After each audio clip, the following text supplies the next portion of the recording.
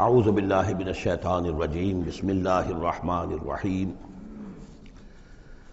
خلق السماوات والارض بالحق، اللہ نے پیدا کیا ہے آسمانوں اور زمین کو حق کے ساتھ، یعنی با مقصد ہے، نتیجہ خیز تخلیق ہے، یہ بے نتیجہ کا کار عبث اور باطل نہیں ہے۔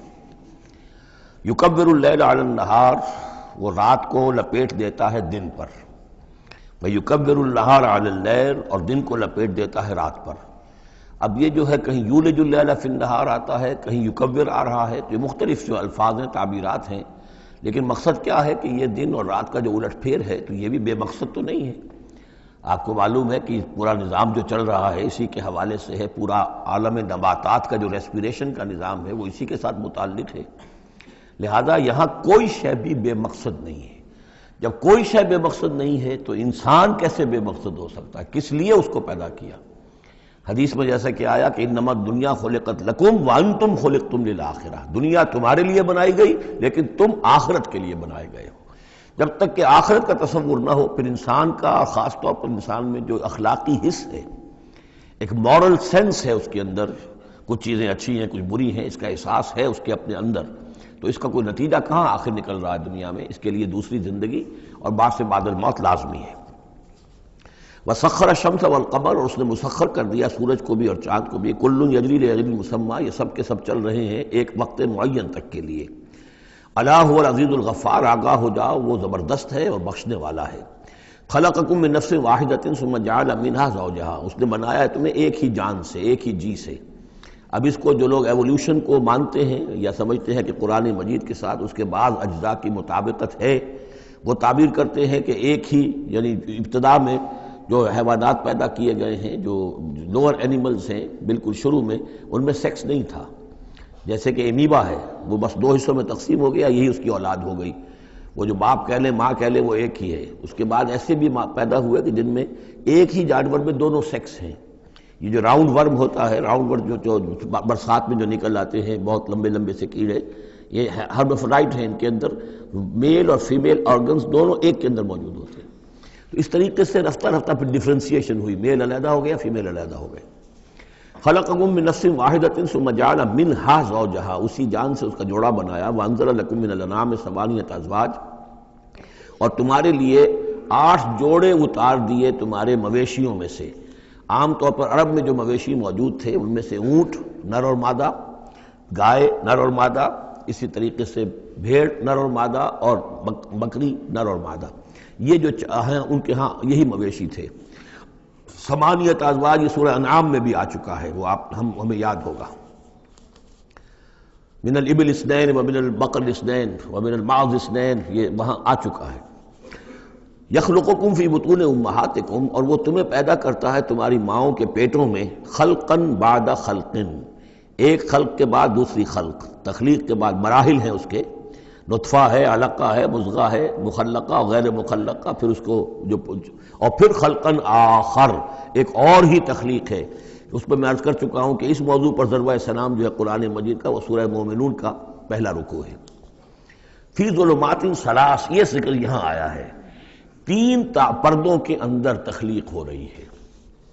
یعنی ایک پردہ یہ پیٹ کی دیوار ہے، جو مردوں کی بھی دیوار ہے، یہ پیٹ کی ایبڈومینل وال ہے۔ دوسرا پردہ پھر جو یوٹرس ہے، رحم ہے ماں کا، اس کی موٹی دیوار ہے۔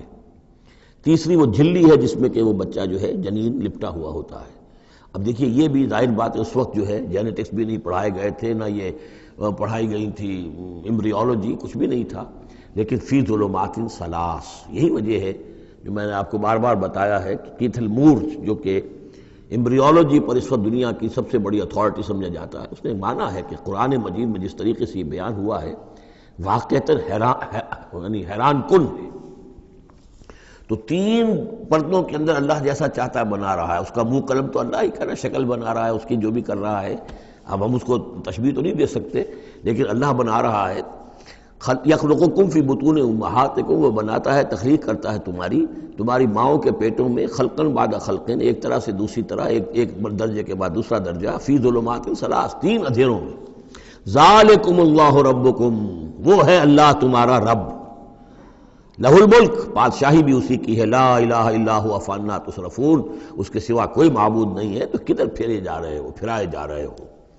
ان تکفروا فإن اللہ غنی عنکم، اگر تم کفران نعمت کرتے ہو، کفر کرتے ہو، تو اللہ غنی ہے، اسے تمہاری کوئی ضرورت نہیں ہے، احتیاج نہیں ہے، یہ نہ سمجھو کہ اس کی سلطنت میں کوئی کمی آ جائے گی۔ ولا یرضی لعبادہ الکفر، لیکن وہ اپنے بندوں سے کفر پر راضی نہیں ہے۔ اختیار تو اس نے دیا ہے، اما شاکرا و اما کفورا، چاہو تو شکر گزار بندے بنو، چاہو کفران نعمت کے روش اختیار کر لو، چوائس از یورس، لیکن یہ جان لو اللہ راضی نہیں ہے کفر پر، راضی وہ ہوتا ہے وَإِن تَشْكُرُوا يَرْضَهُ لَكُمْ، اگر تم اس کا شکر کرو، اس کی تعریف کرو، اس کی بندگی کرو، پھر وہ تم سے راضی ہوگا۔ وَلَا تَزِرُ وَازِرَةٌ وِزْرَ أُخْرَىٰ، اور نہیں اٹھائے گی کوئی اٹھانے والی جان کسی دوسری جان کے بوجھ کو۔ ثُمَّ إِلَىٰ رَبِّكُمْ مَرْجِعُكُمْ، پھر تمہارا لوٹنا ہے اب تمہارے رب ہی کی طرف، فَيُنَبِّئُكُمْ بِمَا كُنتُمْ تَعْمَلُونَ، پھر وہ تمہیں بتا دے گا، متنبع کر دے گا جو کچھ کہ تم کرتے رہے تھے۔ انہ علیم بذات الصدور، یقیناً وہ جاننے والا ہے سینوں کے اندر چھپی ہوئی باتوں کا بھی، جو راز ہیں تمہارے سینوں میں۔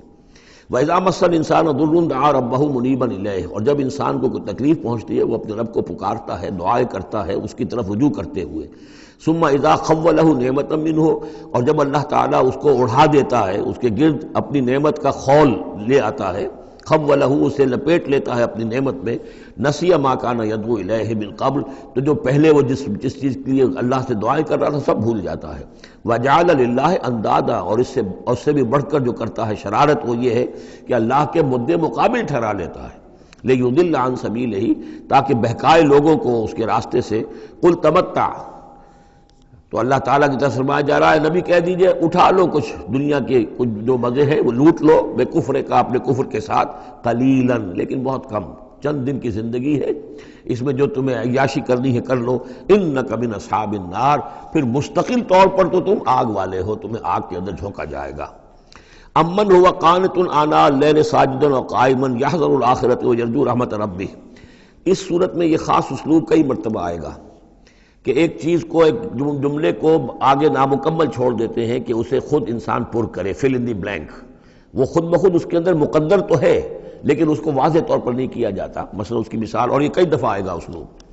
اب من ہوا قانت آناء اللیل، بھلا وہ شخص کہ جو کھڑا رہتا ہے، بندگی کرتا ہے رات کے وقت بھی، ساجدن و قائمن، کبھی سجدے میں پڑا ہوا ہے کبھی کھڑا ہوا ہے، یحذر الآخرۃ، جو آخرت سے ڈرتا رہتا ہے، وہ یرجو رحمت ربہ، اور ساتھ ہی اپنے رب کی رحمت کا امیدوار بھی ہے، بس آگے کچھ نہیں۔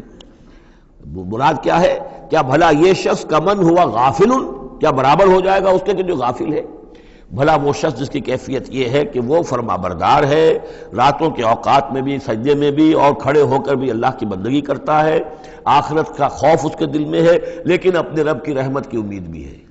کمن ہوا غافل، کیا وہ شخص برابر ہو جائے گا اس کے کہ جو غافل ہے؟ قل، کہہ دیجئے حل یستوی الذین یعلمون والذین یعلمون، کیا برابر ہو سکتے ہیں وہ لوگ کہ جو علم رکھتے ہیں اور وہ کہ جو علم نہیں رکھتے؟ انما یذکر اولو الالباب، حقیقی نصیحت اور سبق تو حاصل وہی کرتے ہیں کہ جو عقل مند لوگ ہیں۔ قل یا عبادی الذین آمنوا، دیکھیے پھر آگے آئیے، سیدھا یا ایھا الذین آمنوا نہیں ہے، یہ مکی صورتیں ہیں۔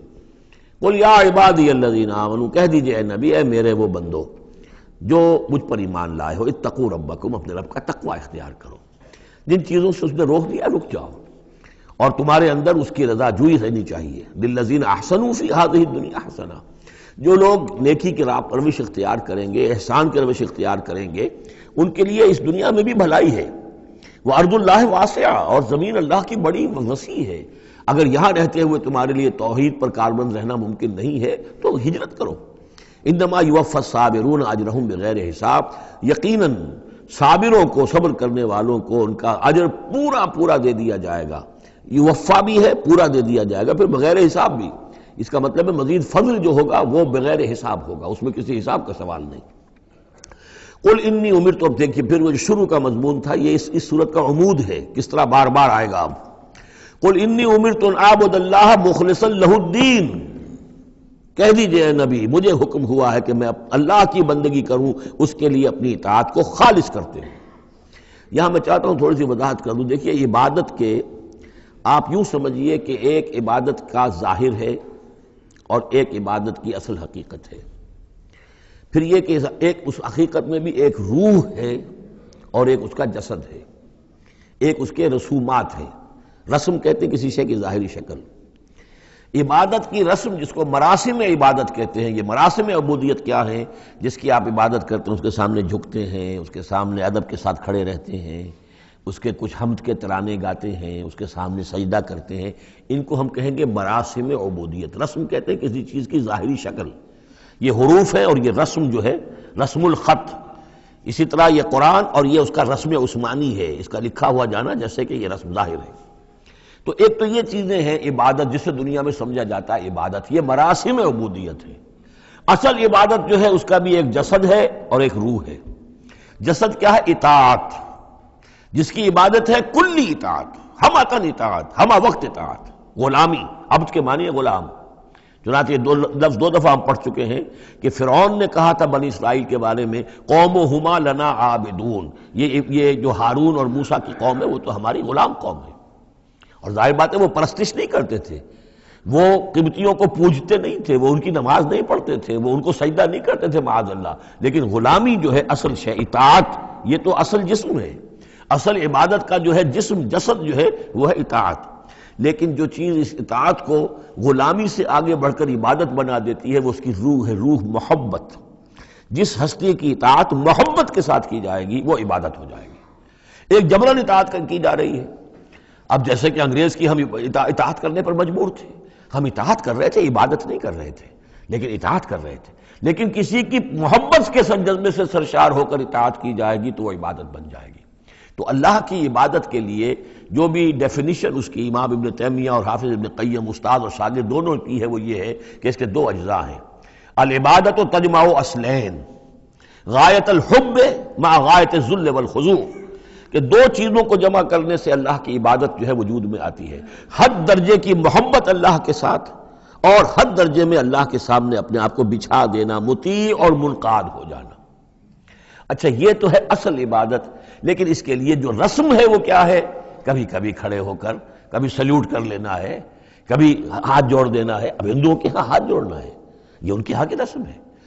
قنوت ہے، ہمارے ہاں قنوت ہے، ادب کے ساتھ کھڑے ہونا ہے، کہیں جو جھک جانا ہے، رکوع کرنا ہے، کہیں سجدہ کرنا ہے، حمد کے ترانے جو ہے پڑھ رہے ہیں، تسبیح کر رہے ہیں، یہ اس کی مراسم عبودیت ہے۔ عبادت اصل کیا ہے؟ اطاعت کلی، اللہ کی محبت سے سرشار ہو کر۔ تو اس صورت کا جو عمود ہے وہ یہ ہے کہ اللہ کی عبادت کرو، اس کے لیے اپنی اطاعت کو خالص کرتے ہوئے۔ اطاعت میں آپ نے کسی اور کو شامل کر دیا، انڈیپینڈنٹ آف ہم، اللہ کی اطاعت سے آزاد، مستقل بالذات اطاعت، یہ شرک ہے، اور وہ اطاعت اللہ کو قبول نہیں۔ وہ منہ پر دے مارے گا، یہ مجھے 25% اطاعت نہیں چاہیے آپ کی، آپ لیجئے اپنے سر پاس رکھیے، مجھے تو چاہیے 100%۔ ادخلوا فی السلم کافہ۔ اور ہم سمجھتے ہیں کہ ہم 5-10% بھی ٹرخا لیں گے اللہ تعالیٰ کو، تب بھی ہمیں جنت وہ دے ہی دے گا۔ یہی ہے اصل میں ہمارا جو سارے سوچ کا فطور ہے۔ یہ کل زندگی اور کل بندگی جو ہے اس کا تصور ذہنوں سے نکل چکا ہے۔ یہ تصور ہے جو اس صورت سے اب اس کی جڑ پڑ رہی ہے، اور یہ در حقیقت کلائمیکس کو پہنچے گا چوتھی صورت میں جا کر، سورہ شورى میں، وہ ہم کل پڑھنی انشاءاللہ۔ تو دیکھیے پھر آ گیا قل انی امرت ان اعبد اللہ مخلصا لہ الدین، کہہ دیجئے مجھے تو حکم ہوا کہ میں اللہ کی بندگی کروں، اس کے لیے اپنی اطاعت کو خالص کرتے ہوئے۔ وامرت لان اکون اول المسلمین، اور مجھے حکم ہوا کہ سب سے پہلا مسلم، سب سے پہلا فرما بردار میں خود بنوں۔ یہ نہیں ہے کہ میں تمہیں فرما برداری کی دعوت دے رہا ہوں اور خود جو ہے میں اللہ کی نافرمانی کروں، یہ نہیں۔ قل انی اخاف ان عصیت ربی عذاب یوم عظیم، کہہ دیجئے مجھے تو خود اندیشہ ہے اگر میں اپنے رب کی نافرمانی کروں تو ایک بڑے دن کا عذاب مجھے آ پکڑے گا۔ میں اپنے آپ کو مستثنیٰ نہیں سمجھتا، میں بھی بندہ ہوں، اگر میں معصیت کروں، اگر میں اپنے رب کی نافرمانی کروں۔ ظاہر بات ہے کہ یہ جو ہے اگر بہت بڑا اگر ہے، ظاہر اس کے حضور کا امکان نہیں حضور کے لیے، لیکن سمجھانے کے لیے ان لوگوں کو بتایا جا رہا ہے۔ قل اللہ اعبد مخلصا لہ دینی، پھر وہی۔ حالانکہ دیکھیے ایک بات ہے کہ ایک ہی اسلوب کو بار بار تکرار سے لانا عام ہماری دنیا میں جو ہماری نگارش کے اور جو بھی یعنی تصنیف و تعریف کے اصول ہیں اس کو عیب سمجھا جاتا ہے کہ یہ تو تصنیف و تعریف کا عیب ہے، ایک ہی اسلوب کو آپ تکرار میں لا رہے ہیں۔ یہ تو کمال اللہ کا ہے، فصاحت و بلاغت کا، کہ وہ لا رہا ہے اس کو بار بار، اور پھر کوئی بھاری نہیں گزرتا، بلکہ یہ کہ اس کے اندر اس کے اور حسن بڑھ رہا ہے۔ لیکن یہ کہ اس تکرار سے جو ایمفیسس ہے اس کو سمجھیے کہ یہ اسلوب بار بار کیوں آ رہا ہے۔ پہلی آیت یہ تھی تنزیل الکتاب من اللہ العزیز الحکیم انا انزلنا الیک الکتاب بالحق فاعبد اللہ مخلصا لہ الدین الا للہ الدین الخالص۔ اور اس کے بعد اب آپ نے یہاں دیکھا آیت نمبر 11 قل انی امرت ان اعبد اللہ مخلصا لہ الدین، اور پھر آیت نمبر 14 قل اللہ اعبد مخلصا لہ الدین، کہہ دیجئے میں تو اللہ ہی کی بندگی کرتا ہوں اس کے لیے اپنی اطاعت کو خالص کرتے ہوئے۔ فاعبدوا ما شئتم من دونہ، تو اس کے سوا تم جس کو چاہو پوجو، تمہاری مرضی ہے۔ قل ان الخاسرین الذین خسروا انفسهم، کہہ دیجئے کہ اصل میں تو گھاٹے میں اور نقصان میں اور بربادی میں تو وہی ہوں گے جنہوں نے اپنے آپ کو واہلیہم اور اپنے گھر والوں کو، اپنے اہل و عیال کو خسارے میں ڈالا یوم القیامہ، قیامت کے دن۔ یہاں تو حلوے مانڈے کھلائے، پراٹھے انڈوں کے ناشتے کرائے، لیکن جو جھونک رہے انہیں جہنم کے اندر، تو تم ان کے ساتھ خیر خائی کر رہے ہو یا بدخائی کر رہے ہو؟ خود بھی سارے سیدھے جا رہے ہو جہنم کے اندر اور لے کر جا رہے ہو اہل و عیال کو جہنم کے اندر حرام خوری کر کے، تو یہ ان کی محبت ہے یا ان کی دشمنی ہے؟ قل ان الخاسرین الذین خسروا انفسهم واہلیہم یوم القیامہ، قیامت کے دن جنہوں نے خسارے میں ڈال دیا اپنے آپ کو اور اپنے اہل عیال کو، جیسے کہ ہم آگے چل کر پڑھیں گے سورہ تحریم میں، یا ایھا الذین آمنوا قوا انفسکم واہلیکم نارا، اے ایمان والو بچاؤ اپنے آپ کو اور اپنے اہل و عیال کو آگ سے، جہنم کی آگ سے۔ لیکن جن لوگوں نے اپنے آپ کو آگ کا مستحق بنا لیا، اپنے اہل و عیال کو، ان سے بڑا گھاٹے میں کون ہوگا؟ الا ذالک هو الخسران المبین، آگاہ ہو جاؤ یہ تو کھلی گمراہی ہے اور کھلا گھاٹا ہے اور نقصان ہے۔ لہم من فوقہم ظلل من النار، ان کے لیے ہوں گے ان کے اوپر سے بھی بادل ہوں گے، تہ بر تہ ظلل آگ کے، ومن تحتہم ظلل، اور ان کے نیچے بھی آگ کے بھبکے ہوں گے اور وہ بھی تہ پر تہ ہوں گے۔ ذالک یخوف اللہ بہ عبادہ، یہ ہے وہ شے کہ جس سے اللہ ڈرا رہا ہے اپنے بندوں کو۔ یا عباد فاتقون، اے میرے بندو پس ڈرو، بچو، اس آگ سے اپنے آپ کو بچانے کی کوشش کرو۔ والذین اجتنبوا الطاغوت ان یعبدوہا، اور وہ لوگ کہ جنہوں نے طاغوت کا انکار کیا، ان سے کنارہ کشی کر لی، ان کی بندگی نہیں کی، اور یہ طاغوت کا لفظ سورہ بقرہ سے پڑھتے ہوئے ہم آ رہے ہیں، فمن یکفر بالطاغوت ویؤمن باللہ فقد استمسک بالعروۃ الوثقی، جو بھی اللہ کی اطاعت سے سرتابی کر رہا ہے وہ طاغوت ہے۔ طغا کسے کہتے ہیں؟ طغیانی، دریا اپنی حد میں بہہ رہا ہے، کیا خوبصورت منظر ہے، اور وہ حد سے باہر نکلا، طغیانی آ گئی۔ یہ انسان اللہ کی بندگی کی حد میں رہے، بہت اچھا ہے، اللہ کا خلیفہ ہے، اشرف المخلوقات ہے، اور بڑھ گیا آگے اور اللہ کی حدود کے اندر داخل ہو گیا، اپنے نفس کو بنا لیا مطاع یا کسی اور کو بنا لیا مطاع، خود حاکم بن بیٹھا یا کسی اور کی حاکمیت کا قائل ہو گیا اللہ سے آزاد ہو کر، تباہی ہے، بربادی، وہ طاغوت ہے۔ تو جن لوگوں نے بھی کنارہ کشی کر لی اس سے کہ وہ طاغوت کی بندگی کریں، وَأَنَابُوا إِلَى اللَّهِ، اور انہوں نے رخ کر لیا اپنا اللہ کی طرف، رجوع کر لیا اللہ کی جانب، لَهُمُ الْبُشْرَى، ان کے لیے بشارت ہے، فَبَشِّرْ عِبَادِ، تو اے نبی میرے ایسے بندوں کو بشارت دے دیجئے، اللہم ربنا اجعلنا منہم۔ یہ جو اب اگلی آیت آ رہی اس کو غور سے سنیے، فَبَشِّرْ عِبَادِ الَّذِينَ يَسْتَمِعُونَ الْقَوْلَ فَيَتَّبِعُونَ أَحْسَنَهُ، جو لوگ کے کلام سنتے ہیں، بات سنتے ہیں، اور پھر جو اس کا بہترین رخ ہوتا ہے، بہترین پہلو ہوتا ہے، اس کی پیروی کرتے ہیں۔ یعنی یہ کہ دین جس کی طرف کہ اللہ تعالیٰ تمہیں بلا رہا، اس کے بھی درجے ہیں۔ ایک درجہ ہے صرف اسلام کا، ایک اس سے اونچا درجہ ہے ایمان، ایک سب سے اونچا درجہ ہے احسان، واللہ یحب المحسنین۔ تو اچھے سے اچھے درجے کی طرف جانے کی کوشش کرو۔ ہمارا معاملہ کیا ہے؟ دنیا میں تو ہم سمجھتے ہیں کہ اچھی سے اچھی، بہتر سے بہتر ہے، جستجو کی خوب سے ہے خوب تر کہاں، اور دین میں ہم کہتے ہیں ذرا اور کم پر بھی گزارا ہو جائے، کہیں اور تھوڑی رعایت کر کے پیچھے چلے جائیں، پاس ہو جائیں کسی طرح، کم سے کم کے لیے۔ یہ ہے در حقیقت جو کہ برعکس روش ہونی چاہیے۔ فَيَتَّبِعُونَ أَحْسَنَهُ، عزیمت کا راستہ اختیار کرو، بہتر سے بہتر کے لیے، ایم ہائی، دین کے معاملے میں بھی اپنا ارادہ جو رکھو وہ اونچا رکھو۔ یستمعون القول، جو بات سنتے ہیں، فیتبعون احسنہ، جو اس کی احسن ترین پھر اس کے اندر جو پہلو ہے اس کا اتباع کرتے ہیں۔ اولئک الذین ہداہم اللہ، یہ ہیں وہ لوگ جنہیں اللہ نے ہدایت دی ہے، واولئک هم اولو الالباب، اور یہی وہ لوگ ہیں کہ جو اولو الالباب ہیں، ہوش مند ہیں، عقل مند ہیں۔ افمن حق علیہ کلمۃ العذاب، اور یہاں پھر وہی آ گیا، بھلا وہ شخص کہ جو مستحق ہو چکا ہے، جس پر لاگو ہو چکی ہے عذاب کی بات، یعنی جو مستحق ہو گیا عذاب کا، اس کے بعد کیا پھر چھوڑ دیا گیا۔ کمن ہوا فی الجنہ، کیا وہ برابر ہو جائے گا اس شخص کے کہ جو جنت میں جانے والا ہے. یہ گویا کہ یہاں پر محذوف ہے. افانت تلقذ من فی النار، تو اے نبی کیا آپ اس کو نکال سکیں گے آگ سے؟ اس کے اوپر تو اللہ کی طرف سے وہ قانون عائد ہو گیا، دفعہ لگ چکی. جیسے آپ کہتے ہیں اس پر تو دفعہ 302 لگ گئی، تو جن لوگوں پر وہ دفعہ لگ چکی ہے اللہ تعالیٰ کی طرف سے کہ یہ لوگ اس مقام کو پہنچ گئے پوائنٹ آف نو ریٹرن کو، کہ اب ان کے دلوں پر مہر کر دی گئی، اب یہ ایمان نہیں لائیں گے، تو ان کو اے نبی آپ ان کو اب آگ سے نکال نہیں سکتے. لیکن الذین اتقوا ربہم، لیکن وہ لوگ کہ جو لوگ اللہ کا تقوی اختیار کریں گے، لہم غرف من فوقہا غرف مبنیہ، ان کے لیے تو بالا خانے ہوں گے، ان کے اوپر اور بالا خانے ہوں گے ایک دوسرے کے اوپر. اللہ تعالیٰ جنت کے اسکائی اسکریپرز دے گا، جیسے کہ آج آپ دیکھتے ہیں 102 منزلیں اور 110 منزلیں چلی جا رہی ہیں، تو غرف من فوقہا غرف، بالا خانے اور بالا خانوں پر بالا خانے، مبنیہ جو چنے ہوئے ہوں گے ایک دوسرے کے اوپر، تجری من تحت الانہار، ان کے دامن میں ندیاں بہتی ہوں گی. وعد اللہ، یہ اللہ کا وعدہ ہے جو ہو چکا. لا یخلف اللہ المیعاد، اللہ تعالیٰ اپنے وعدے کی خلاف ورزی نہیں کرتا. الم تر ان اللہ انزل من السماء ماء، کیا تم نے دیکھا نہیں کہ اللہ نے اتارا آسمان سے پانی، فسلکہ ینابیع فی الارض، پھر اس کو چلا دیا چشموں کی شکل میں زمین میں. ثم یخرج بہ زرعا، پھر انہی کے ذریعے سے نکالتا ہے، اس کے ذریعے سے نکالتا ہے وہ کھیتی کو، مختلف الوانہ، جس کے رنگ ہیں مختلف. ثم یہی، جو پھر وہ کھیتی جو ہے تیار ہو جاتی ہے، بڑی اس کے شان و شوکت ہوتی ہے. فتراہ مصفرا، پھر دیکھتے ہو کہ وہ زردی مائل ہو گئی. ثم یجعلہ حطاما، پھر وہ کھیتی کٹ گئی اور اب یوں سمجھیے کہ وہاں خاک اڑ رہی ہے، یا یہ کہ توڑی کے کوئی تنکے کہیں کہیں پڑے ہوئے نظر آ جائیں گے، چورا ہو گئی. ان فی ذلک لذکر لأولی الالباب، اسی کے اندر ہے یاد دہانی اور سبق ہوش مند لوگوں کے لیے کہ یہی معاملہ تمہارا ہے.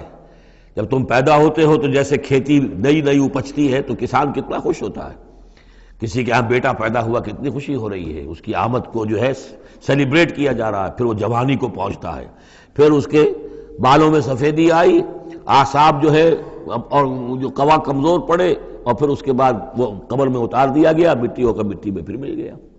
تو یہ life cycle, human life cycle, بس یہ ہے کہ یہ 50 60 30 40 برس کا ہے، وہ چند مہینے کے اندر اندر سب کچھ ہو جاتا ہے. سائیکل وہی ہے، وہ بھی لائف ہے، یہ بھی لائف ہے. The plant life and animal life. Biology کی یہ دو شاخیں ہیں، باٹنی ہے تمہارا biology, life the science of life, اس کے دو حصے ہیں، باٹنی ہے، زوالوجی ہے، حیوانات کی لائف اور نباتات کی لائف. افمن شرح اللہ صدرہ، پھر وہی حذف کا موضوع کا اسلوب آ رہا ہے. افمن شرح اللہ صدرہ للاسلام فہو علی نور من ربہ، بھلا وہ شخص کہ جس کے سینے کو اللہ نے کھول دیا ہو اسلام کے لیے، اور وہ اپنے رب کی طرف سے نور پر ہے، اندرونی بصیرت اس سے حاصل ہے، اندر اس کا جگمگا رہا ہے اللہ کے ایمان کے ذریعے سے، اور جو بصیرت اللہ نے اسے عطا کر دی ہے. اب پھر آگے اس کو چھوڑ دیا گیا. کیا مطلب ہے؟ افمن شرح اللہ صدرہ للاسلام فہو علی نور من ربہ، جو اپنے رب کی طرف سے نور کے پر ہے. کمن ہوا فی الظلمات، کیا وہ اس شخص کے مانند ہو جائے گا جو اندھیروں میں بھٹک رہا ہے؟ لیکن نہیں، اس کو یہاں درج نہیں کیا. فویل للقاسیۃ قلوبہم، تو ہلاکت اور بربادی ہے ان لوگوں کی جن کے دل سخت ہو چکے ہیں من ذکر اللہ، اللہ کے ذکر سے، یعنی اتنے سخت ہو چکے ہیں کہ ان میں گداز ہی نہیں ہے، ان میں اللہ کے لیے کوئی شوق ہی نہیں ہے، اللہ کو یاد کرنے کا کوئی ذوق ہی نہیں ہے، ان کے دل سخت ہو چکے ہیں، ان کے لیے ہلاکت اور بربادی ہے. اولئک فی ضلال مبین، یقیناً یہ لوگ ہیں کھلی گمراہی میں بھٹکے ہوئے ہیں. اللہ نزل احسن الحدیث کتابا متشابہا، اللہ نے اتاری ہے بہترین حدیث. اصل میں ہمارے ہاں یہ لفظ حدیث جو ہے اس کے ایک ہی معنی لوگوں کو معلوم ہے. حدیث قرآن ہے، حدیث ہے، حدیث سے مراد ہے حدیث رسول صلی اللہ علیہ وسلم. قرآن مجید میں کہیں حدیث کا لفظ حدیث رسول کے لیے نہیں آیا. ایسے حدیث کا لفظ صحیح ہے، حدیث رسول ہے، وہ اس میں کوئی شک نہیں، لیکن ہمیں جاننا چاہیے قرآن کی اصطلاح کیا ہے. بہترین حدیث قرآن ہے. فبأي حدیث بعدہ یؤمنون، اس قرآن کی جیسی حدیث کے آنے کے بعد اب اور کس چیز پر ایمان لائیں گے؟ تو یہاں پر بھی لفظ حدیث آ رہا ہے، اللہ کا کلام ہے یہ. تو اللہ نزل احسن الحدیث، اللہ نے بہترین بات نازل فرمائی ہے، بہترین کلام نازل فرمایا ہے. کتاباً، کتاب کی صورت میں، متشابہاً، اس کے مضامین بہت متشابہ ہیں. اب جیسے ہم دیکھ چکے ہیں کہ 7 جگہ تو قصہ آدم و ابلیس آ رہا ہے، حالانکہ اس میں ہر جگہ کوئی نہ کوئی نئی بات ہے، کچھ نہ کوئی فرق ہے، لیکن یہ کہ 7 جگہ آ رہا، مشابہ تو ہے نا. قرآن کو جو شخص پڑھ رہا ہے، اگر ایک ہفتے میں وہ ختم کرتا ہے تو گویا کہ ہر ہفتے اسے کہیں نہ کہیں وہ آدم و ابلیس کا تذکرہ جو ہے وہ مل جائے گا ہر روز میں۔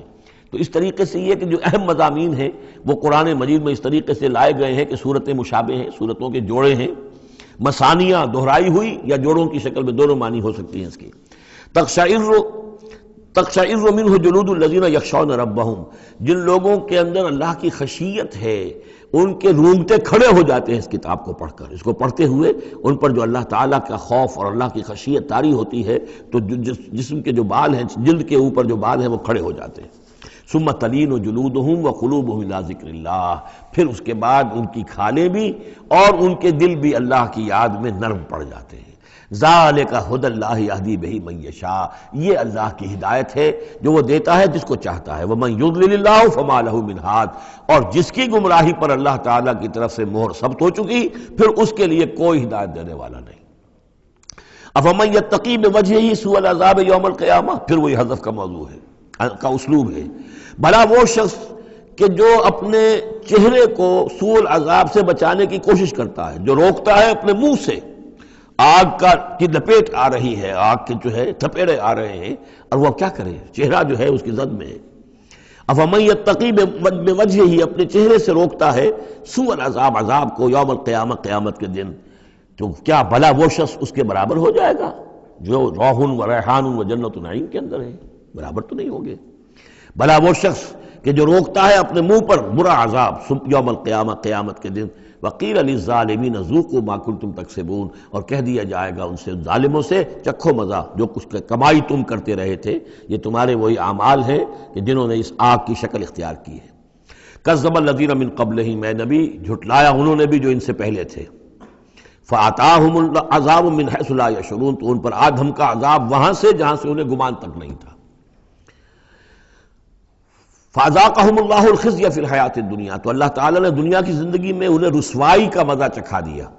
وَلَعَذَابُ الْآخِرَةِ أَكْبَرُ، آخرت کا عذاب بہت بڑا ہے۔ لَوْ كَانُوا يَعْلَمُونَ، کاش کہ انہیں معلوم ہوتا ہے۔ وَلَقَدْ ضَرَبْنَا لِلنَّاسِ فِي هَذَا الْقُرْآنِ مِنْ كُلِّ مَثَلٍ، اور ہم نے تو انسانوں کے لیے اس قرآن میں تمام مثالیں بیان کر دی ہیں، ہر طریقے سے بات کو کھول دیا ہے، کتنے ہی اسلوب ہم نے اختیار کر لیے ہیں، کتنی ہی ترتیب سے بات بتا دی ہے، لعلہم یتذکرون، شاید کہ وہ دھیان کریں، تاکہ وہ توجہ کریں، سبق حاصل کریں۔ قرآن عربی غیر ذی عوج، اور ہم نے اس کو بنا دیا ہے قرآن عربی، فصیح اور بلیغ عربی زبان میں یہ قرآن ہم نے اتارا ہے، غیر ذی عوج، اس میں کہیں بھی کوئی ٹیڑھ نہیں ہے، کوئی کجی نہیں ہے، سلیس ہے، اس میں کہیں پہیلیاں اور بجھارتیں نہیں بجھوائی گئی ہیں۔ اس میں جو ہے بعض اوقات ہوتے ہیں کچھ لوگ جو ہیں اپنے علم کا دھونس جمانے کے لیے ثقیل الفاظ استعمال کریں گے خاص طور پر، تو وہ نہیں، اللہ تعالیٰ تو بڑی سلیس زبان کے اندر، وَلَقَدْ يَسَّرْنَا الْقُرْآنَ لِلذِّكْرِ فَهَلْ مِن مُدَّكِرٍ، ہم نے تو آسان بنایا قرآن کو ذکر کے لیے، تو ہے کوئی جو اس سے ذکر حاصل کرے۔ قرآن عربی غیر ذی عوج لعلہم یتقون، شاید کہ وہ تقوی کی روش اختیار کریں۔ ضرب اللہ مثلا رجلا فیہ شرکاء متشاکسون ورجلا سلما لرجل هل یستویان مثلا الحمد للہ بل اکثرهم لا یعلمون۔ اب یہ توحید عملی کے لیے ایک تمثیل دی جا رہی ہے۔ اللہ نے ایک مثال بیان فرمائی ہے ایک شخص کی، ایک ایسا غلام ہے جس کے کئی آقا ہیں، چار آدمیوں نے مل کر خرید لیا ایک غلام، اب وہ غلام چار کا غلام ہے، چار اس کے آقا ہیں۔ اب آپ اندازہ کیجئے کہ اس کی جان کس مصیبت میں آئے گی، ایک آقا کچھ کہہ رہا ہے، دوسرا کچھ کہہ رہا ہے، ایک باس جو ہے وہ کچھ کہہ رہا ہے، دوسرا باس کچھ اور کہہ رہا ہے۔ یہ جو ایڈمنسٹریشن کا اور مینجمنٹ کے جو اصول ہیں، تو اس میں جو سیدھی لائن جب تک نہ ہو اس سے تو سارا فساد بن جاتا ہے۔ اب وہ جو بیچارہ غلام ہے جسے چار آقاؤں کو خوش کرنا ہے، اس کی تو جان ہر وزیر کے اندر ہے۔ وَرَجُلًا سَلَمًا لِرَجُلٍ، اور ایک شخص ہے جو پورا کا پورا ایک شخص کا غلام ہے۔ تو ایک آقا کو راضی کر لینا، اس کی خدمت کرنا، اس کو مطمئن کرنا کتنا آسان ہے، جبکہ ایک سے زائد آقاؤں کو مطمئن کرنا اور خوش رکھنا اور ان کی خدمت کا حق ادا کرنا بہت مشکل ہے۔ یہی شرک اور توحید کا معاملہ ہے۔ ایک اللہ کے بندے بن جاؤ، اسی میں سکون ہے، اسی میں اطمینان ہے، اسی میں چین ہے، ذہنی سکون اور قلبی اطمینان بھی اسی میں ہے، روحانی سکون بھی اسی میں ہے۔ اور جب تم یہ کہ یہ شرک اور بہت سے دیوی اور بہت سے دیوتا، تو ہر وقت جو ہے وہ جان کانپتی رہے گی کہ ایک دیوی راضی ہو رہی تو دوسری ناراض ہو رہی ہے، اور ایک دیوتا جو ہے اس کی کوئی ڈنڈوت کی ہے تو دوسرا ناراض ہوگا کہ میرے ہاں کوئی چڑھاوا نہیں چڑھایا، تو یہ تو ان کی جان تو ہر وقت جو ہے مصیبت کے اندر رہے گی۔ ضرب اللہ مثلا رجلا فیہ شرکاء متشاکسون، اور وہ شریک جو ہے اس کے آقا وہ زندی بھی ہیں، ایک دوسرے کے ساتھ اراد رکھنے والے بھی ہیں، تو اس کا کیا حال ہوگا اس غلام کا جو ان چار آقاؤں کا غلام ہے۔ وَرَجُلًا سَلَمًا لِرَجُلٍ، اور ایک جو غلام وہ ہے، ایک شخص وہ ہے کہ جو ایک ہی آدمی کا غلام ہے۔ هل يستویان مثلا، کیا یہ برابر ہو سکتے ہیں مثال میں؟ الحمدللہ، کل تعریف اللہ کے لیے، یعنی یہ کہ صاف بات ہو گئی کہ توحید ہی صحیح راستہ ہے، بل اکثرہم لا یعلمون، لیکن یہ کہ ان کی اکثریت علم نہیں رکھتی۔ انک میت وانہم میتون، اے نبی آپ کو بھی وفات پانا ہے، موت آپ پر بھی وارد ہوگی اور یہ سب بھی مریں گے۔ ثم انکم یوم القیامت عند ربکم تختصمون، پھر تم اپنے رب کے پاس قیامت کے دن آپس میں جھگڑو گے۔ کیا جھگڑو گے؟ حضور کہیں گے کہ میں نے تو یہ ان کو بتا دیا تھا سارا کچھ، اللہ جو تو نے بھیجا تھا میں نے پہنچا دیا تھا۔ ان میں سے ہو سکتا ہے کچھ کھڑے ہو کر یہ پلی لیں کہ نہیں نہیں مجھ تک بات نہیں پہنچی تھی، یہ جھگڑا ہوگا پھر، کیونکہ اللہ تعالیٰ نے تو بھیجا محمد رسول اللہ صلی اللہ علیہ وسلم کو، اور جواب دہی ان سے بھی ہوگی۔ سورہ اعراف کی آیت نمبر 6 بڑے اہم آیات میں سے ہے وہ قرآن مجید کے، فَلَنَسْأَلَنَّ الَّذِينَ أُرْسِلَ إِلَيْهِمْ وَلَنَسْأَلَنَّ الْمُرْسَلِينَ، ہم ان سے بھی پوچھیں گے جن کے طرف رسولوں کو بھیجا، اور ان سے بھی پوچھیں گے جنہیں رسول بنا کر بھیجا۔ تم نے ہمارا پیغام پہنچا دیا تھا؟ جی ہم نے پہنچا دیا تھا۔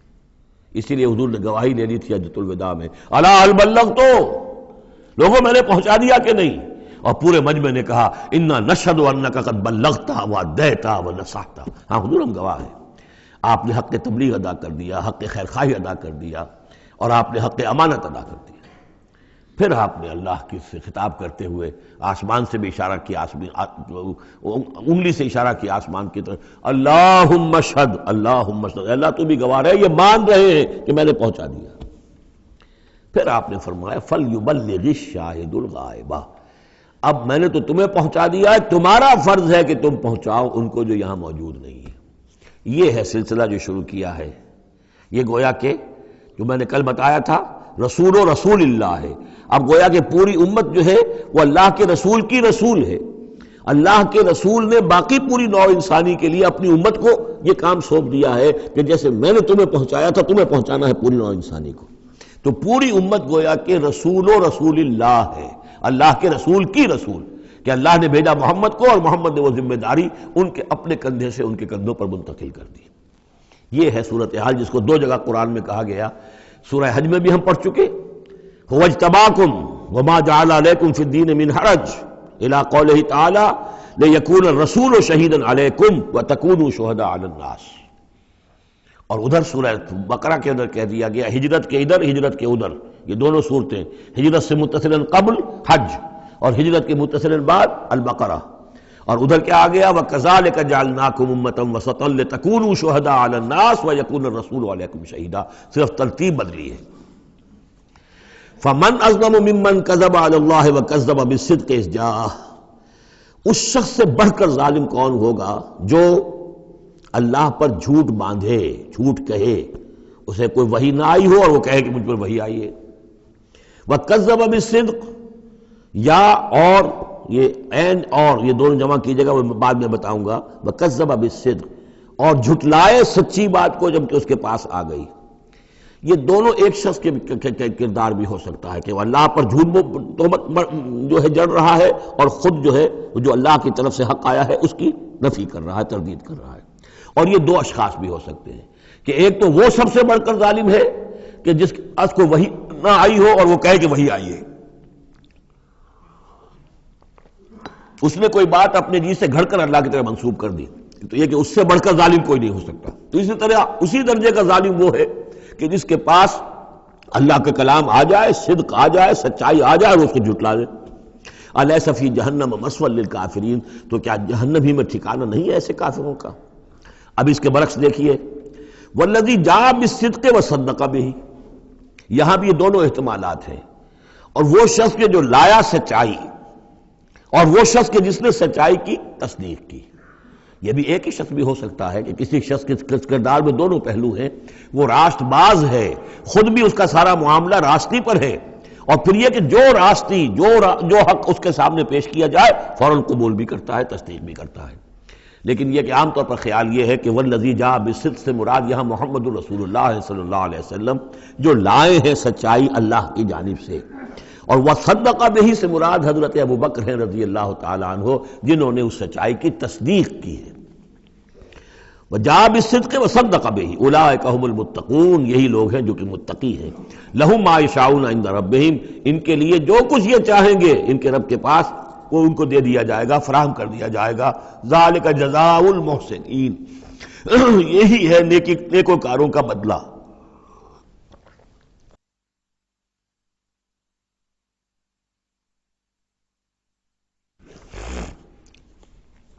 لِيُكَفِّرَ اللَّهُ عَنْهُمْ أَسْوَأَ الَّذِي عَمِلُوا وَيَجْزِيَهُمْ أَجْرَهُمْ بِأَحْسَنِ الَّذِي كَانُوا يَعْمَلُونَ، تاکہ اللہ تعالیٰ ان کے وہ اعمال جو برے ہیں وہ تو ان سے دور کر دے۔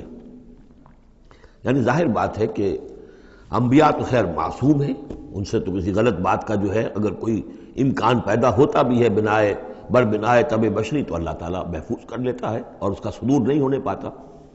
باقی تو ہر شخص سے خطا ہو سکتی ہے، غلطی ہو سکتی ہے، تو اللہ تعالیٰ جو ہے ان کے جو برے اعمال ہوں گے انہیں تو دور کر ہٹا دے گا، نامہ اعمال سے دھو دے گا۔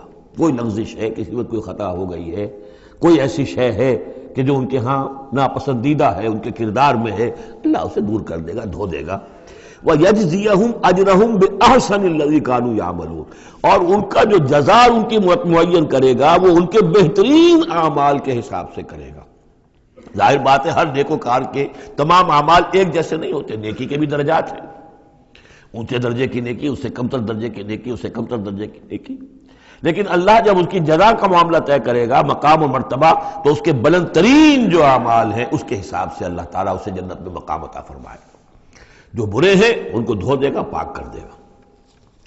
والذی جاء بالصدق وصدق بہ اولئک هم المتقون لهم ما یشاؤون عند ربہم ذلک جزاء المحسنین لیکفر اللہ عنہم اسوأ الذی عملوا ویجزیہم اجرہم باحسن الذی کانوا یعملون۔ الیس اللہ بکاف عبدہ، کیا اللہ کافی نہیں اپنے بندے کے لیے، اپنے بندے کی مدد کے لیے، اپنے بندے کی حفاظت کے لیے؟ یہ سوالیہ نشان ہے حقیقت میں، یہ اس پر زور دینے کے لیے اللہ کافی ہے۔ اے نبی آپ اور اے مسلمانوں تم مطمئن رہو، تمہاری حفاظت، تمہاری مدد اس کے لیے اللہ کافی ہے۔ وَيُخَوِّفُونَكَ بِالَّذِينَ مِن دُونِهِ، اور یہ تمہیں ڈراتے ہیں اے نبی، یہ تو آپ کو بھی ڈراتے ہیں ان سے کہ جو اس کے علاوہ ہیں، اللہ کے علاوہ ہمارے معبودوں کی کوئی پھٹکار پڑے گی تم پر، جیسے کہ حضرت ابراہیم علیہ السلام کو ڈرایا تھا، سورہ انعام کے اندر ہم پڑھ آئے ہیں کہ تم نے سارے معبودوں کی نفی کر دی، اب ذرا انتظار کرو، اب تم پر جو بیتے گی ان کی پھٹکار پڑے گی تم پر، ان کی طرف سے تم پر پکڑ آئے گی۔ انہوں نے کہا تھا مجھے کس سے ڈراتے ہو؟ بدبختوں ڈرنا تمہیں چاہیے، تم اللہ کے ساتھ شریک کرتے ہو، مجھے تو کوئی ڈر نہیں ہے۔ اسی طریقے سے کہا کہ یہ ڈرا رہے اے نبی آپ کو بالذین من دونہ، ان کے بارے میں ان سے ڈرا رہے ہیں کہ جو اللہ کے سوا انہوں نے معبود بنا رکھے۔ وَمَن يُضْلِلِ اللَّهُ فَمَا لَهُ مِنْ هَادٍ، اور جس کو اللہ تعالیٰ گمراہ کر دے، جس کی گمراہی کے اوپر مہر لگا دے، پھر اس کے لیے کوئی ہدایت دینے والا نہیں۔ وَمَن يَهْدِ اللَّهُ فَمَا لَهُ مِن مُضِلٍّ، اور جس کو اللہ ہدایت دے دے پھر اسے گمراہ کرنے والا کوئی نہیں۔ أَلَيْسَ اللَّهُ بِعَزِيزٍ ذِي انتقام، تو کیا اللہ تعالیٰ زبردست نہیں ہے، انتقام لینے والا؟ وَلَئِن سَأَلْتَهُم مَّن خَلَقَ السَّمَاوَاتِ وَالْأَرْضَ لَيَقُولُنَّ اللَّهُ، اور جب یہ آپ ان سے اگر پوچھیں گے کس نے پیدا کیا آسمانوں اور زمین کو، وہ کہیں گے اللہ نے۔ قُلْ أَفَرَأَيْتُم مَّا تَدْعُونَ مِن دُونِ اللَّهِ إِنْ أَرَادَنِيَ اللَّهُ بِضُرٍّ هَلْ هُنَّ كَاشِفَاتُ ضُرِّهِ، تو اے نبی ان سے کہیے تو ذرا غور کرو جن کو تم پکارتے ہو اللہ کے سوا، اگر اللہ نے میرے لیے کسی تکلیف کا فیصلہ کر لیا ہو تو کیا وہ تمہارے معبود میری اس تکلیف کو دور کر سکیں گے؟ دیکھیے ظاہر بات ہے وہ بھی مانتے تھے کہ بڑا اللہ تو وہی ہے اللہ، یہ چھوٹے ہیں، تو بڑے کا حکم چلے گا کہ چھوٹے کا چلے گا؟ اگر اللہ نے فیصلہ کر لیا ہو میری تکلیف کا، میرے لیے کسی ضرر کا، تو کیا یہ تمہارے معبود تمہارے اپنے عقیدے کے مطابق جو بات ہے اس سے سوچو کہ کیا وہ اس کو اللہ کے فیصلے کے آڑے آ سکتے ہیں؟ اور ارادنی برحمت، اور اگر اللہ تعالیٰ نے میرے لیے رحمت کا کوئی فیصلہ کر لیا ہے، هل ہن ممسکات رحمتہ، کیا ان میں اتنی طاقت ہے کہ میری اس کی رحمت کو روک لیں؟ قل حسبی اللہ، کہہ دیجئے میرے لیے تو میرا رب کافی ہے۔ علیہ یتوکل المتوکلون، اسی پر توکل کرتے ہیں توکل کرنے والے۔ قل یا قوم اعملوا علی مکانتکم، کہہ دیجئے اے نبی، اے میری قوم کے لوگوں، کر لو جو کچھ تم کر سکتے ہو، میرے خلاف جو سازشیں کرنی ہے کر لو، جو تدبیریں کرنی ہے کر لو، جو قوت جمع کرنی ہے کر لو، انی عامل، میں بھی اپنی سی محنت کر رہا ہوں، فسوف تعلمون، ان قریب تمہیں معلوم ہو جائے گا کون کامیاب ہوتا ہے کون ناکام۔ من یاتی ہے عذاب یخزی ہے، کس پر آتا ہے وہ عذاب جو اسے رسوا کر دے، ویحل علیہ عذاب مقیم، اور اس کے اوپر عذاب وہ نازل ہو جائے کہ جو ہمیشہ رہنے والا ہو۔ انا انزلنا علیک الکتاب للناس بالحق، اے نبی، اے محمد صلی اللہ علیہ وسلم، ہم نے آپ پر یہ کتاب نازل کر دی ہے لوگوں کے لیے حق کے ساتھ۔ فمن اہتدی فلنفسہ، تو جو کوئی ہدایت کے راستہ اختیار کرتا ہے وہ اپنے بھلے کے لیے، ومن ضل فانما یضل علیہا، اور جو گمراہی اختیار کرتا ہے تو اس کا سارا وبال اسی کے اوپر آئے گا۔ وما انت علیہم بوکیل، اور آپ کو ان کے ٹھیکیدار نہیں ہے، ذمہ دار نہیں ہے، مسئول نہیں ہے، آپ کے جو ہے آپ سے ان کے بارے میں پوچھا نہیں جائے گا، باس پرس نہیں ہوگی، آپ سے تو پوچھا جائے گا آپ نے پیغام پہنچا دیا تھا یا نہیں، بس اس کے بعد آپ کا فرض ختم ہوا۔ اللہ یتوفی الانفس حین موتها والتی لم تمت فی منامها، اس آیت کو بھی پھر نوٹ کر لیجئے، قادیانیوں نے جو بھی فساد ذہنوں میں پیدا کیا ہوا ہے، یہ میں سورہ آل عمران سے لے کے مسلسل اس کو واضح کر رہا ہوں کہ یہ توفی جو ہے، توفا یتوفا، باب تفاعل، پورا لے لینا، قبض کر لینا، قبضے میں لے لینا۔ اللہ یتوفی الانفس حین موتها، اللہ تعالیٰ قبض کر لیتا ہے جانوں کو اور شعور کو جبکہ اس کی موت کا وقت ہوتا ہے۔ والتی لم تمت فی منامها، جن کے موت کا وقت نہیں ہے تو نیند میں قبض کر لے، نیند میں شعور چلا گیا، جان موجود ہے۔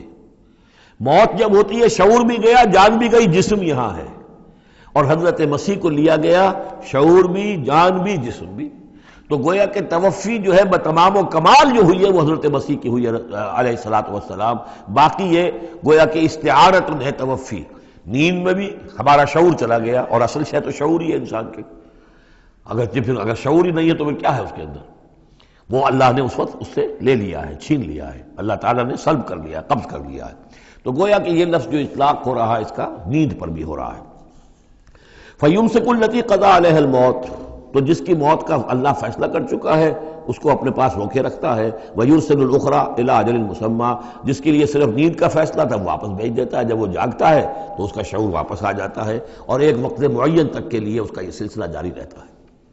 ان فی ذلک لآیات لقوم یتفکرون، یقیناً اس میں نشانیاں ہیں ان لوگوں کے لیے جو غور و فکر سے کام لیں۔ ام اتخذوا من دون اللہ شفعاء، کیا انہوں نے اللہ کے سوا کچھ شفیع گھڑ لیے اپنے لیے، اختیار کر لیے جو ان کے سفارشی ہوں گے؟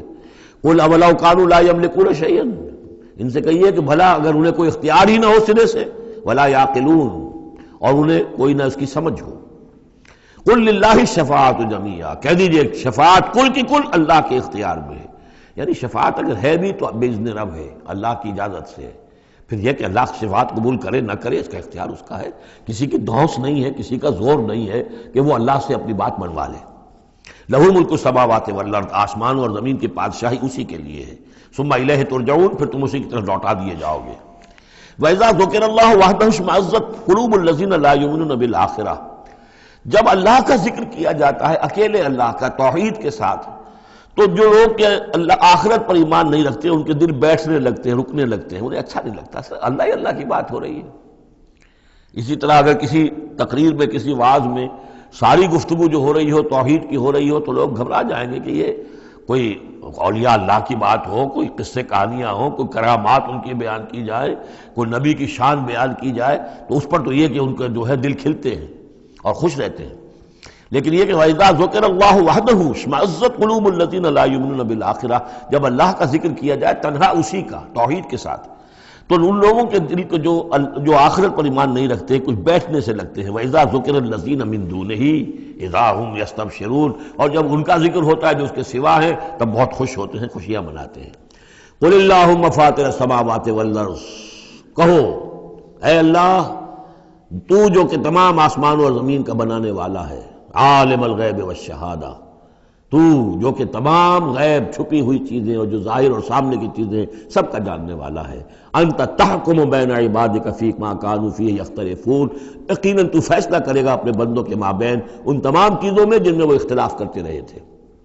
وَلَوْ أَنَّ لِلَّذِينَ ظَلَمُوا مَا فِي الْأَرْضِ جَمِيعًا، اور اگر ان کافروں اور ظالموں کے پاس جو بھی کچھ زمین میں ہے ساری دولت ہوتی وَمِثْلَهُ مَعَهُ، اور اس جتنی اور بھی ہوتی لَافْتَدَوْا بِهِ مِنْ سُوءِ الْعَذَابِ يَوْمَ الْقِيَامَةِ، تو قیامت کے دن اس برے عذاب سے، عذاب کی برائی سے بچنے کے لیے وہ سارا فدیہ میں دے دیتے۔ یہاں تو آپ کو معلوم ہے کہ جان پر بنی ہو تو ایک گھونٹ پانی کے لیے انسان سب کچھ دینے کو تیار ہو جائے گا، بادشاہ دے دے گا، وہ تو دنیا میں دیکھا جا سکتا ہے۔ پیاس سے آدمی مر رہا ہو تو ایک گھونٹ پانی کے لیے وہ کیا نہیں دے دے گا۔ تو قیامت کے دن بھی فرمایا کہ اگر ان کے پاس پوری دنیا کی دولت ہو، اتنی ہی اور بھی ہو، تو یہ سب دے کر چاہیں گے کسی طرح اس جہنم کے عذاب سے ہمیں بچا لیا جائے۔ ظاہر بات ہے یہ بھی بات کو واضح کرنے کے لیے نہ وہاں کسی کے پاس دولت ہوگی نہ اس کا کوئی امکان ہے، لیکن سمجھانے کے لیے وہی چیزیں جو ہماری سمجھ میں آ سکتی ہیں انہی کو اسلوب کو اختیار کیا گیا۔ وَبَدَا لَهُم مِّنَ اللَّهِ مَا لَمْ يَكُونُوا يَحْتَسِبُونَ، اور اس روز ان کے سامنے آ جائے گی اللہ کی طرف سے وہ چیزیں جس کا انہیں گمان بھی نہیں تھا۔ وہ سمجھتے تھے ایسے ہی ڈرا رہے ہیں، جیسے بچوں کو ہابو سے ڈراتے ہیں، ہوا ہے آ جائے گا، ایسے ہی یہ نبی جو ہیں یہ ذرا جہنم سے اور اس سے اور عذاب سے ڈرا رہے ہیں، حقیقت کچھ نہیں ہے۔ تو وہ لوگ نہیں سمجھتے تھے کہ یہ بات واقع ایسا ہی ہو جائے گا، لیکن اس روز ان کی نگاہوں کے سامنے آ جائے گا۔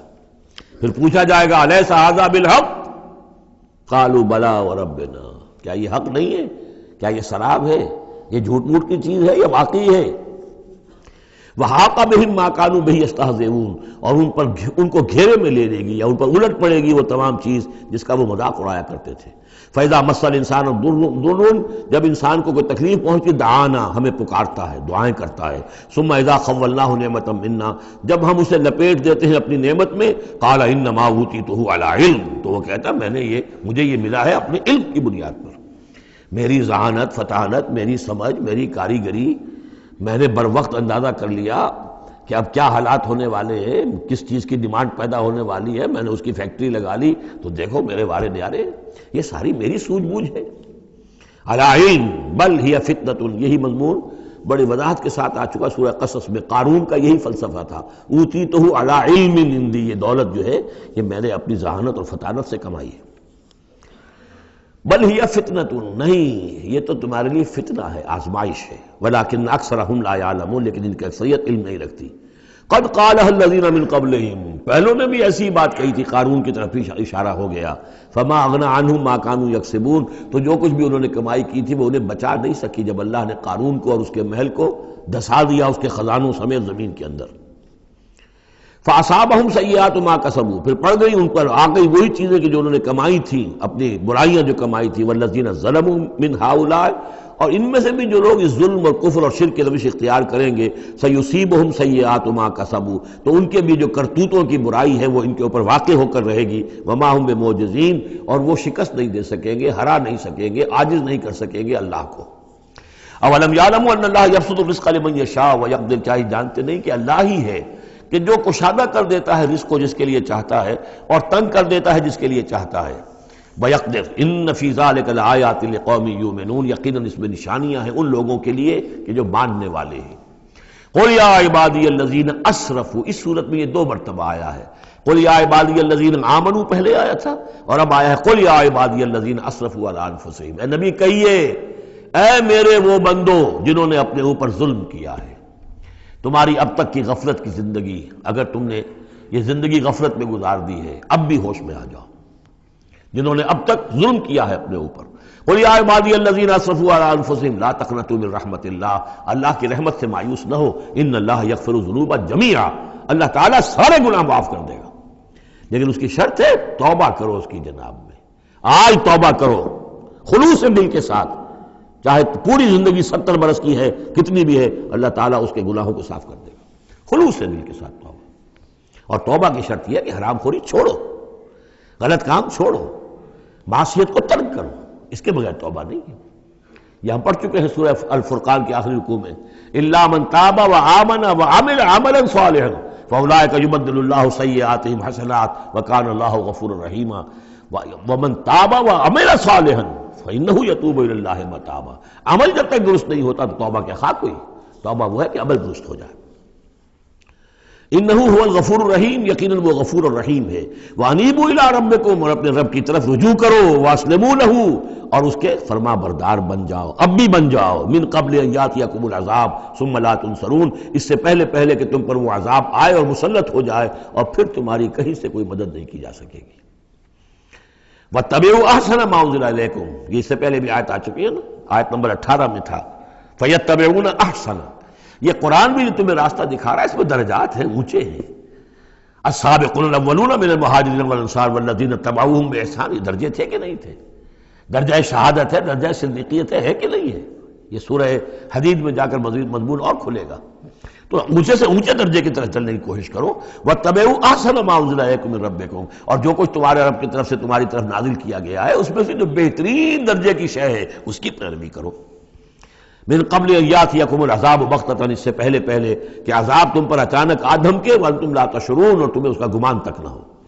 ان تقول نفس، مبادا پھر اس وقت کوئی جان یہ کہے، یا حسرت علی ما فرطت فی جنب اللہ، ہائے میری حسرت، ہائے افسوس مجھ سے جو کوتاہی ہوئی اللہ کی جناب میں، اللہ کے حقوق کو تو میں نے پہچانا ہی نہیں، اللہ کا دین مغلوب، اور میں لگا ہوا دنیا کے دھندوں میں اپنے زیادہ سے زیادہ کمانے میں اور عیش اور اپنے سٹیٹس، اور وہ سٹیٹس سمبل ہی کو معبود بنا رکھا ہے، اسی میں اپنا پورا تن من دھن لگا دیا ہے، جبکہ اللہ کا دین مغلوب پڑا ہوا ہے، اور میں نے اس کی کوئی محنت نہیں کی، میں نے کوئی کوشش نہیں کی۔ یا حسرتا ان تقول نفس، کہ کوئی جان کہے اس دن، یا حسرتا، ہائے افسوس، علی ما فرطت فی جنب اللہ، جو اللہ کے جناب میں، اللہ کی جانب مجھ سے جو کوتاہی ہوئی، میں نے کمی کی۔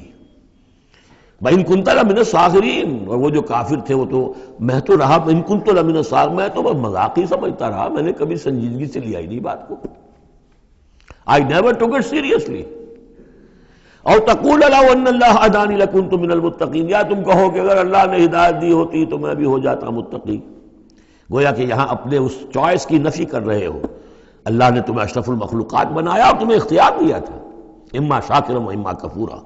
او تقول حین تری العذاب، یا وہ کہے جب کہ وہ عذاب کو دیکھے، لو ان لی کرۃ فاکون من المحسنین، اگر مجھے لوٹنا نصیب ہو جائے کسی طریقے سے، ایک دفعہ اگر مجھے دوبارہ لوٹا دیا جائے، پھر تو میں محسنین میں سے ہو جاؤں گا، پھر صرف متقی نہیں، صرف مسلم نہیں، صرف مومن نہیں، محسنین پہ میں شامل ہو جاؤں گا۔ بلا، کیوں نہیں، قد جاءت کا آیاتی، آئی تھی تیرے پاس میری آیات، فکذبت بہا، تو نے ان کو جھٹلا دیا تھا، واستکبرت، اور تو نے تکبر کیا تھا، وکنت من الکافرین، اور تو نے کفر کی روش اختیار کی تھی۔ ویوم القیامت تری الذین کذبوا علی اللہ وجوہہم مسودہ، اور قیامت کے دن تم دیکھو گے ان لوگوں کو جنہوں نے اللہ پر جھوٹ باندھا تھا کہ ان کے چہرے سیاہ ہوں گے، الیس فی جہنم مثوی للمتکبرین، تو کیا جہنم ہی میں ٹھکانہ نہیں ہے ایسے متکبرین کا۔ وینجی اللہ الذین اتقوا بمفازتہم، اور اللہ تعالیٰ نجات دے گا ان کو جنہوں نے تقوی کی روش اختیار کی تھے، اور پہنچا دے گا ان کی کامیابی کی جگہوں پر، جو ان کے مقامات ہیں ان تک پہنچا دے گا۔ کسی کا کوئی مقام ہے، کسی کا کوئی مقام ہے، یہ صدیقیت کا مقام ہے، یہ شہداء کا مقام ہے، یہ انبیاء کا مقام ہے۔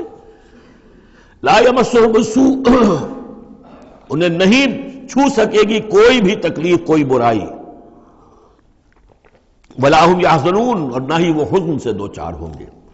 اللہ خالق کل شیء وہو علی کل شیء وکیل، اللہ تعالیٰ ہر شے کا خالق ہے اور وہ ہر چیز کا نگران ہے اور ہر چیز کا ذمہ دار ہے۔ لہ مقالید السماوات والارض، اس کے لیے ہے تمام کنجیاں آسمانوں کی اور زمین کی۔ والذین کفروا بآیات اللہ اولئک هم الخاسرون، اور جن لوگوں نے اللہ کی آیات کا انکار کیا وہی ہے تباہ ہونے والے اور گھاٹے میں رہنے والے۔ یہ آخری دو رکوع جو ہے سورہ مبارکہ کے، ہمارے پاس وقت کم ہے لیکن بہرحال اس سے جو بھی ملائم ہے فائدہ اٹھانا ہے۔ یہ بہت ہی پرجلال انداز ہے قرآن مجید میں، لیکن پھر وہی توحید کا مضمون آ رہا ہے، توحید فی العبادت۔ قل افغیر اللہ تامرونی اعبد ایھا الجاہلون، یہ انداز جو ہے قرآن مجید میں کہیں اور نہیں ملے گا۔ اے نبی کہہ دیجئے، اے جاہلو، کیا تم مجھے بھی یہ مشورہ دے رہے ہو کہ میں اللہ کے سوا کسی اور کی بندگی کروں؟ وہ دباؤ جو تھا، مشرکین کا دباؤ تھا محمد رسول اللہ پر صلی اللہ علیہ وسلم، کچھ تو کمپرومائز کیجئے، کچھ تو لے دے کے معاملہ کیجئے، کوئی ایک آدھ معبود ہمارا بھی مانے، باقی آپ کو ہم مان لیں گے، اب آپ کو بادشاہ بھی مان لیں گے، باقی جو آپ کہیں گے ہم کریں گے، لیکن یہ کہ کچھ تو آخر ہمارے ساتھ بھی کچھ تو گیو اینڈ ٹیک ہونا چاہیے۔ اب ان کا جواب اس انداز میں دیجئے، قل فغیر اللہ تامرونی اعبد ایھا الجاہلون، مجھے بھی تم اس بات کا مشورہ دے رہے ہو، مجھے یہ حکم دے رہے ہو کہ اللہ کے سوا کسی کو پوجوں؟ وَلَقَدْ أُوحِيَ إِلَيْكَ، اور اے نبی آپ کی طرف تو وحی کی جا چکی ہے، وَإِلَى الَّذِينَ مِن قَبْلِكَ، اور آپ سے پہلے جو رسول تھے ان کو بھی یہ وحی کر دی گئی تھی۔ توجہ سے سنیے، لَئِنْ أَشْرَكْتَ، اے نبی اگر آپ بھی بالفرض شرک کریں گے، لَيَحْبَطَنَّ عَمَلُكَ، آپ کے بھی سارے اعمال حبط ہو جائیں گے، وَلَتَكُونَنَّ مِنَ الْخَاسِرِينَ، اور آپ بھی نہایت خسارہ پانے والوں میں سے ہو جائیں گے۔ قانون خداوندی، وَلَن تَجِدَ لِسُنَّتِ اللَّهِ تَحْوِيلًا، اصل میں یہ سختی ساری حضور کی طرف نہیں ہے، یہ مشرکین سے، خطاب ان سے نہیں، بظاہر حضور سے ہے، لیکن بتایا جا رہا ہے کہ یہ معاملہ ایسا نہیں ہے، یہ تو ایسا قانون ہے ہمارا جو کسی کے لیے بھی نہیں بدلے گا، جو بھی شرک کرے گا اس کے ساتھ ہمارا کوئی معاملہ نہیں، کسے باشد۔ وَلَقَدْ أُوحِيَ إِلَيْكَ وَإِلَى الَّذِينَ مِن قَبْلِكَ لَئِنْ أَشْرَكْتَ لَيَحْبَطَنَّ عَمَلُكَ وَلَتَكُونَنَّ مِنَ الْخَاسِرِينَ بَلِ اللَّهَ فَاعْبُدْ، نہیں صرف اللہ ہی کی آپ بندگی کیجئے، وَكُن مِّنَ الشَّاكِرِينَ، اور بن جائیے اس کے شکر گزار بندوں میں سے۔ وَمَا قَدَرُ اللَّهَ حَقَّ قَدْرِهِ، اور انہوں نے اللہ کی قدر نہ کی جیسے کہ اس کی قدر کا حق تھا، اس کی قدرت کا اندازہ نہ کر پائے، اس کی قوت کا، قدرت کا کیسے کر سکتے؟ لیکن یہ کہ ایک بات ذہن میں آنی چاہیے، اگرچہ ہم اللہ کی قدرت کو ناپ تول نہیں سکتے، ہم اللہ کے علم کو ناپ تول سکتے کہ کتنا علم ہے، اس لیے کہ ہماری جو ترازو ہے وہ تو سنار کی ترازو کی طرح ہے، وہ ماشے تولے تو وہ جو ہے وہ تول لے گی، لیکن یہ کہ ٹنوں کو کیسے تولے گی؟ تو ہمارے ذہن کی ترازو جو ہے وہ نہیں تول سکتی، اللہ کی صفات کو بھی نہیں ہم جان سکتے کہ وہ کتنی ہے، کیسی ہے۔ لیکن ایک بات جان لیجیے، علی کل شیء قدیر، یہ تو جان سکتے ہیں نا، ہر شے پر قادر ہے، لیکن یہ کہ جن لوگوں کا ذہن جس سے بھی عاجز آ جاتا ہے، وما قدر اللہ حق قدرہ والارض جمیعا قبضتہ یوم القیامۃ والسماوات مطویات بیمینہ، اس کا ایک تمہیں جھلک دکھا رہے ہیں اس کی قدرت، اس کی عظمت کا، کہ تمہاری یہ پوری کی پوری زمین اس کی ایک مٹھی میں ہوگی قیامت کے دن، اور یہ آسمان اس کے داہنے ہاتھ میں لپٹے ہوئے ہوں گے۔ کوئی اندازہ کر سکتے ہو تو کر لو، ہمیں آسمانوں کا کیا پتہ ہے، ہمیں کیا گیلیکسیز کا کیا تصور ہے؟